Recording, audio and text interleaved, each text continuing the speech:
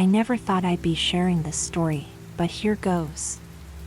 It all started when I met Liam at a friend's Halloween party. He was charming, witty, and had the most captivating green eyes I'd ever seen. We hit it off immediately, talking for hours about our shared love of horror movies and true crime podcasts. Little did I know, I was about to star in my own terrifying tale. Our relationship progressed quickly. Within a few months, we moved in together, and everything seemed perfect. Liam was attentive, always bringing me little gifts and surprising me with romantic gestures. But as the days grew shorter and winter settled in, I started noticing changes. It began with small things. Sometimes, I'd wake up in the middle of the night to find Liam standing at the foot of our bed, just staring at me. When I'd ask what he was doing, he'd smile and say, "Just watching you sleep, beautiful." It was unsettling, but I brushed it off as harmless. Then came the whispers. I'd be alone in the apartment, and I'd hear faint murmuring coming from empty rooms. When I'd investigate, there'd be nothing there. I told Liam about it, and he laughed it off, saying, "This old building's full of noises. Nothing to worry about, babe." But the whispers grew louder, more insistent. One night, I distinctly heard a woman's voice say, "He's not what he seems." I spun around, heart pounding, but I was alone in the kitchen. When Liam came home, I told him what happened. His face darkened for a moment before he smiled and said, "You've been watching too many horror movies. Let's go out for dinner and take your mind off it." As we walked to the restaurant, I couldn't shake the feeling that we were being watched. I kept seeing flashes of movement in my peripheral vision, but every time I turned to look, there was nothing there. Liam squeezed my hand and said, "You okay? You seem jumpy." I forced a smile. "Yeah, just a bit on edge, I guess." At the restaurant, things got weirder. Our waitress kept giving me strange, pitying looks. When Liam went to the bathroom, she leaned in and whispered, "Be careful." "He's not Dash," but before she could finish, Liam returned, and she scurried away. That night, I couldn't sleep. The whispers had turned into a constant, low hum just at the edge of my hearing. I tossed and turned, trying to block it out. Suddenly, I felt a cold hand on my shoulder. I opened my eyes to see a pale, translucent woman standing by the bed. Her eyes were full of sorrow as she mouthed, "Run." I screamed and scrambled out of bed. Liam jolted awake, asking what was wrong. When I told him about the ghost, he looked annoyed. But it was gone in an instant, replaced by concern. He held me close and said, "It was just a nightmare, sweetheart. I'm here. You're safe." But I didn't feel safe. Not anymore. The next day, while Liam was at work, I started digging. I searched his name online, looked through his things when he wasn't home. At first, I found nothing. But then, hidden in the back of his closet, I discovered a small, leather-bound book. It was a journal, filled with entries dating back years. As I read, my blood ran cold. Liam wrote about other women, other relationships. But these weren't normal breakups. He described in chilling detail how he'd slowly driven each woman to the brink of madness before, well, the entries never said exactly what happened to them. I was so engrossed in reading that I didn't hear the front door open. Suddenly, Liam's voice came from behind me. "Find anything interesting, darling?" I whirled around, the journal clutched to my chest. Liam's eyes were cold, his smile predatory, I had such high hopes for you, he said, taking a step towards me. I thought you'd be different. But you're just like the others, aren't you? I backed away, my heart pounding. What are you? I whispered. Liam's face seemed to shift, his features becoming sharper, more angular. Oh, sweetheart, he purred, I'm your worst nightmare. I ran. I don't remember how I got out of the apartment or how long I ran for. I ended up at a small motel on the outskirts of town, shaking and sobbing. As I sat on the dingy bed, trying to process what had happened, I heard a familiar whisper. He's coming. I looked up to see the translucent woman from before, her eyes wide with fear. You have to keep moving, she said. He won't stop until he finds you. Who are you? I asked, my voice barely audible. I was like you once, she replied sadly. I didn't run fast enough. A heavy knock on the door made us both jump. Honey? Liam's voice called out, sickeningly sweet. I know you're in there. Why don't you open the door so we can talk? The ghost woman grabbed my arm, her touch icy. There's another way out, she whispered, pointing to a small window in the bathroom. As Liam's knocking grew more insistent, I scrambled towards the window. Just as I was about to climb out, I heard a sickening crack. The door splintered open, and there stood Liam, his eyes glowing an unnatural green. Now, he'd scared, stepping into the room. Did you really think you could escape me that easily? I didn't wait to hear more. I dove through the window, glass shattering around me. I hit the ground hard and took off running into the night, Liam's inhuman laughter echoing behind me. I've been on the run ever since. I don't know what Liam is or what he wants, but I know I can't stop moving. Sometimes, I see the ghost woman. She guides me, warns me when he's getting close. But I can feel him out there, always searching, always getting nearer.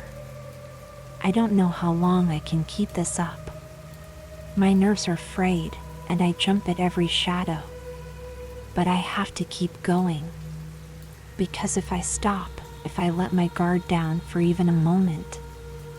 Wait. Did you hear that? That whisper on the wind?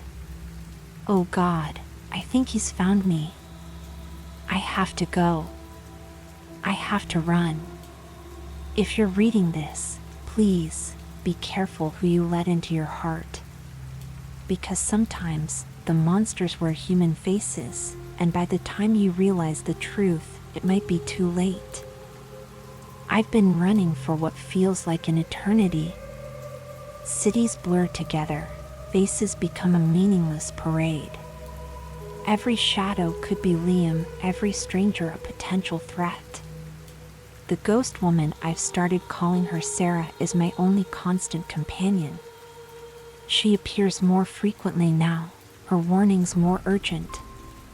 He's getting stronger, she told me one night as I huddled in an abandoned warehouse. With each person he takes, his power grows. I shuddered, remembering the inhuman glow in Liam's eyes that night at the motel. What is he? Sarah's form flickered, her expression pained. Something ancient. Something that feeds on fear and despair. He's been doing this for centuries, wearing different faces, luring in victims with promises of love. A cold realization washed over me. You were one of them, weren't you? She nodded, a single spectral tear sliding down her cheek. I thought I could save him. I was wrong. Days passed in a haze of paranoia and exhaustion. I started seeing things, shadows moving when they shouldn't, reflections in windows that weren't my own. Was I losing my mind, or was Liam's influence spreading? One rainy night, I stumbled into a small occult shop, desperate for answers. The old woman behind the counter took one look at me and her eyes widened in recognition. "You bear his mark," she whispered, reaching out to touch my forehead. I flinched away, but not before feeling a spark of something. "Child, you're in grave danger." "I know," I said, my voice cracking. "Please, can you help me?" The woman, Madame Esmeralda, according to the shop's sign, ushered me into a back room. Candles flickered to life without being touched, and the air grew thick with the scent of incense. "What you face is an ancient evil," she said, confirming Sarah's words. "A demon that feeds on the essence of those who love deeply. It traps their souls, using them to lure in more victims." My blood ran cold as I thought of Sarah and the other whispers I'd heard. How do I stop it? Madame Esmeralda's face grew grim. "There is a ritual, but it comes at a great cost. Are you willing to pay it?" Before I could answer, the shop's front door slammed open. A familiar voice called out, "Darling? Are you in here?" "Liam." Madame Esmeralda's eyes went wide with fear. She shoved a small, leather-bound book into my hands. "Run," she hissed. "The answers are in here. Go." I fled through a back exit, Liam's enraged roar echoing behind me. As I ran, I heard Madame Esmeralda's screams cut off abruptly. Another soul claimed by the monster wearing my ex-boyfriend's face. For days, I pored over the book Madame Esmeralda had given me. It was written in a language I didn't understand, but somehow the words seemed to shift and rearrange themselves as I read. The ritual she'd mentioned was complex and terrifying. It required me to confront Liam, to willingly offer myself as bait. "It's too dangerous," Sarah pleaded when I told her the plan. "There has to be another way." But we both knew there wasn't. Liam's influence was growing stronger by the day. News reports spoke of a rash of disappearances, of people driven to madness by unseen terrors. I couldn't let it continue. I made my preparations carefully, gathering the items needed for the ritual. On the night of the full moon, I returned to where it all began, Liam's apartment. He was waiting for me, of course. His handsome face twisted into a mockery of a loving smile. "Welcome home, sweetheart. I've missed you." I steeled myself, forcing my voice to remain steady. "It's over, Liam. Whatever you are, whatever game you're playing, it ends tonight." He laughed, the sound echoing unnaturally. "Oh, my dear. It's only just beginning." With that, he lunged at me. I dodged, my hand closing around the amulet Madame Esmeralda had given me. As I spoke the words of the ritual, the air grew thick and heavy. Shadows writhed on the walls, taking on grotesque, half-formed shapes. Liam's face contorted in rage. "You think your pathetic magic can stop me?" he snarled, his voice no longer human. His body began to twist and elongate, skin splitting to reveal something dark and terrible beneath. I continued the chant, my voice growing stronger as the spirits of Liam's victims appeared around us. Sarah stood at my side, her hand on my shoulder lending me strength. The demon that had once been Liam howled in fury and pain. "You are mine," it roared, lunging for me with claws extended. At the last moment, I threw the amulet. It shattered against the demon's chest, releasing a blinding light. The creature screamed, its form beginning to dissolve. But something was wrong. I could feel myself being pulled along with it, my very essence being torn apart.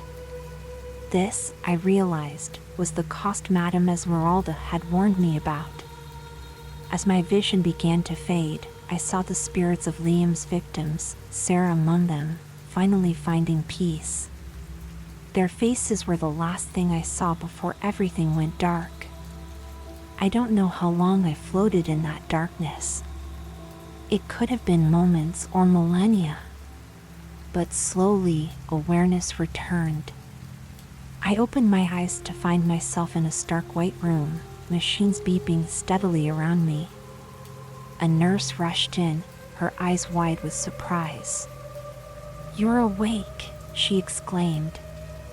We didn't think you'd come back to us." Confused and disoriented, I tried to speak, but my throat was too dry. The nurse gave me some water and explained that I'd been in a coma for months, ever since I'd been found unconscious in my ex-boyfriend's apartment. The authorities had been baffled. There was no sign of Liam, and no explanation for my condition. As I recovered, bits and pieces of memory returned. The horror of what I'd experienced, the ritual, the confrontation with the demon. But it all felt distant, like a half-remembered nightmare. Months passed. I was released from the hospital, tried to rebuild my life. But I couldn't shake the feeling that something wasn't right.